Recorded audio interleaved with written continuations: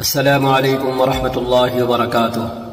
آج جمعہ کے خطبے میں امام نے انسان کی اس صفت کو، اس کوالٹی کو، اس خوبی کو بنیاد بنایا جو انسان کے اندر ہوتی ہے انفرادی سطح پر اور انسانی معاشرے میں ہوتی ہے اجتماعی سطح پر۔ تو انسان کی انفرادی زندگی، گھریلو زندگی، معاشرتی زندگی، اجتماعی زندگی، قومی زندگی، ملکی زندگی اور بین الاقوامی زندگی پھلنا پھولنا شروع ہو جاتی ہے۔ اور اگر یہ صفت، یہ خوبی، یہ کوالٹی عمل میں نہ لائی جا رہی ہو تو پھر وہ انسان، وہ گھر، وہ محلہ، وہ علاقہ، وہ خطہ، وہ قوم، وہ ممالک سب فساد کا شکار ہو جاتے ہیں، اور پھر ان کی طرف سے دوسروں کو حصے میں فساد ملتا ہے، بگاڑ ملتا ہے، شر ملتا ہے، خیر نہیں ملتی اور بھلائی نہیں ملتی۔ بخاری شریف کی روایت میں آیا ہے جو امام نے کوٹ کی کہ نبی کریم صلی اللہ علیہ وسلم سامنے بیٹھے اپنے اصحاب سے بات کر رہے تھے کہ آپ کے پاس ایک دیہاتی عرب آیا اور اس نے سوال کیا، اے اللہ کے نبی، قیامت کب آئے گی؟ متی الساعہ؟ فمضى رسول اللہ صلی اللہ علیہ وسلم یحدث۔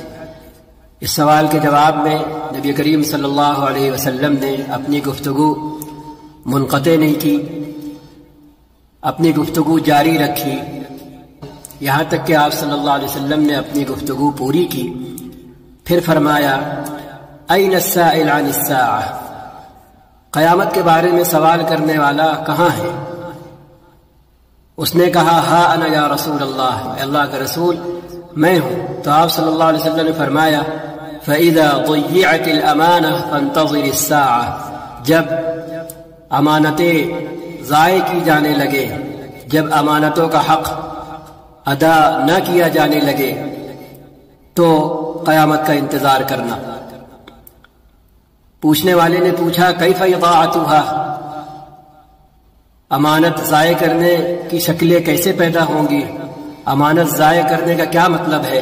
تو آپ صلی اللہ علیہ وسلم نے فرمایا، اذا وسد الامر الى غیر اہلہ فانتظر الساعہ، جب تم یہ دیکھنا کہ معاملات اہل لوگوں کے بجائے نا اہل لوگوں کے سپرد کیے جا رہے ہیں تو پھر تم قیامت کا انتظار کرنا۔ اب ہم آپ سب سوچیں، وہ وقت آ گیا، وہ زمانہ آ گیا یا نہیں؟ آج معاملات، ذمہ داریاں، عہدے اہل لوگوں کے سپرد ہیں یا نا اہل لوگوں کے سپرد ہیں زیادہ تر؟ ایک اور روایت میں آپ صلی اللہ علیہ وسلم نے فرمایا ہوا ہے، اد الامانہ الی من ائتمنک ولا تخن من خانک، جس نے تمہیں کوئی امانت دی ہے وہ امانت اسے واپس لوٹاؤ۔ اور امانت کی تشریح پچھلی کلپس میں بھی کی جا چکی، آج امام نے بھی بہت تفصیل سے کی۔ امانت کا مطلب صرف روپیہ پیسہ چیز نہیں ہے، حصی چیز جو ہم کسی کو رکھنے کے لیے، اس کی حفاظت کرنے کے لیے دیتے ہیں، بلکہ امانت کا مطلب ہے حقدار کو اس کا حق دینا، تأدیۃ الحق الی اہلہ۔ اب یہ تعریف اور تشریح ایسی ہے جو ہمارے ارد گرد موجود ایک ایک چیز کو شامل ہے۔ ہاں، ہم جسے آج کی زبان میں انوائرمنٹ کہتے ہیں، ماحول کہتے ہیں، بیئہ کہتے ہیں، اس کا حق ادا کرنا۔ جو چیزیں ہمیں گھیرے ہوئے ہیں، ہم کسی بھی جگہ پر ہیں، کہیں پر بھی ہیں، چیزوں کے درمیان گھرے ہیں تو لوگوں کے درمیان گھرے ہیں تو دونوں سطحوں پر ہم اس کے پابند ہیں کہ ہم ان چیزوں کا اور ان لوگوں کا حق ادا کریں جو ہم پر عائد ہوتا ہے۔ تو اس روایت میں آپ صلی اللہ علیہ وسلم نے فرمایا، اد الامانہ الی من ائتمنک، جن کی امانتیں تمہارے سپرد ہیں، تمہارے ذمے ہیں، وہ امانتیں تم ان کو دو، ولا تخن من خانک، یہ ہے زبردست جملہ، یہ ہے اصل جملہ، ہمارا علاج۔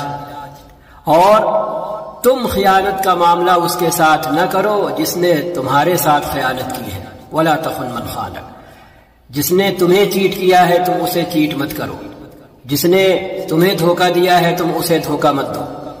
ٹٹ فار ٹیٹ نہیں ہے یہاں، اسلام میں ٹٹ فار ٹیٹ نہیں ہے۔ ہاں، جس کا جتنا ظرف ہے وہ اتنا ہی خاموش ہے والا معاملہ ہوتا ہے، تبھی تو انسان کا کیریکٹر سامنے آتا ہے، تبھی تو انسان کی تربیت سامنے آتی ہے کہ انسان خود کیسا ہے، بدلے میں وہی کر رہا ہے جو دوسروں نے کیا، یا وہ کر رہا ہے جو اسے کرنا چاہیے۔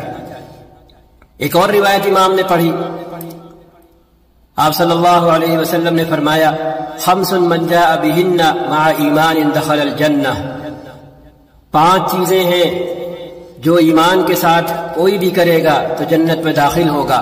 من حافظ علی الصلوات الخمس، جو اپنی 5 نمازوں کی حفاظت کرے گا، ان کے وضو کی حفاظت کرے گا، ان کے رکوع کی حفاظت کرے گا، ان کے سجدوں کی حفاظت کرے گا، اور ان کے وقتوں کی حفاظت کرے گا، رمضان کے روزے رکھے گا، اور اللہ کے گھر پہنچ سکتا ہے تو اللہ کے گھر پہنچ کر حج کرے گا، وَأَعْطَى الزَّكَاةَ طَيِّبَةً بِهَا نَفْسُهُ، اور خوش دلی سے خوشی خوشی زکوٰۃ دے گا، وَأَدَّى الْأَمَانَةَ، یہ ہے انڈر لائن، اور امانت ادا کرے گا۔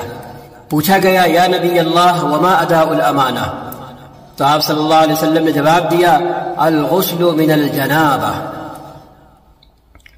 ہاں، فزیکلی ایک آدمی جب بالغ ہوتا ہے اور بالغ ہونے کے بعد جب اس کے بدن سے ایک خاص چیز خارج ہوتی ہے جس کے نتیجے میں اسلام کہتا ہے کہ اب تمہارا بدن ناپاک ہو گیا، اب تمہیں نہانا ہے، تمہیں پورے بدن کو ایک خاص ترتیب سے نیت کر کے بھگونا ہے، تب جا کر تم اسلام کی نگاہ میں پاک کہلاؤ گے، تو اسے غسل جنابت کہتے ہیں، وہ ڈریم جسے کہتے ہیں، احتلام جسے کہتے ہیں۔ جب یہ حالت پیش آتی ہے تو اس حالت کے بعد انسان کا خاص ترتیب اور تعلیم کی روشنی میں اپنے آپ کو پاک کرنا نہانے کی صورت میں۔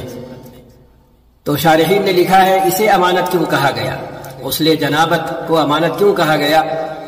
تو شارحین نے لکھا ہے اس لیے کہ یہ بندے کے خود اپنے درمیان ہوتا ہے، یہ معاملہ کسی اور کو پتہ نہیں ہوتا، اس کے ساتھ کیا ہوا، اس کے بدن سے کیا چیز نکلی، اس کے بدن کے کسی خاص عضو سے کیا چیز نکلی، ٹھیک ہے؟ تو اس کے بعد اپنے آپ کو پاک کرنے کی شکل یہ۔ اب یہ ایسی بات آپ صلی اللہ علیہ وسلم نے فرمائی تھی کہ خود میرے ساتھ یہ بات پیش آئی کہ بعض ایسے لوگوں کا سامنا ہوا جن کو اس امانت کی ادائیگی کا پتہ نہیں تھا، جب ان کے سامنے بات ہوئی تو وہ الگ ملے اور انہوں نے کہا کہ ہمیں آج تک یہ بات نہیں پتہ تھی کہ جب اس حالت سے گزرے تو ہمیں نہانا بھی ہے۔ سوچیں، عاقل بالغ کہنے کو مسلمان گھرانے میں پیدا ہوا شخص، لیکن اسے اس امانت کی ادائیگی کا پتہ نہیں۔ یہ ہے اللہ کے رسول صلی اللہ علیہ وسلم، یہ ہے آپ کی معجزانہ شان، یہ ہے آپ کی شان نبوت، شان رسالت۔ کب فرمایا تھا آپ نے؟ اب ہر وہ شخص اس آئینے میں اپنے کو چیک کر لے جو اس کا شکار رہا ہے یا جو اس کا شکار ہے۔ ظاہر سی بات ہے، جس کے پاس دین کی تعلیم نہیں ہوگی، جس کے گھر میں دینی ماحول نہیں ہوگا، ماں باپ نے سکھایا نہیں ہوگا، سیکھنے کے لیے بچے کو ایسی جگہ بھیجا نہیں ہوگا جہاں دین کا علم اسے حاصل ہو، کم سے کم حلال اور حرام اور اپنے بدن کے بارے میں، اپنے جسم کے بارے میں، بلوغت سے پہلے اور بلوغت کے بعد، تو ظاہر بات ہے وہ اس امانت کی ادائیگی نہیں کر سکتا۔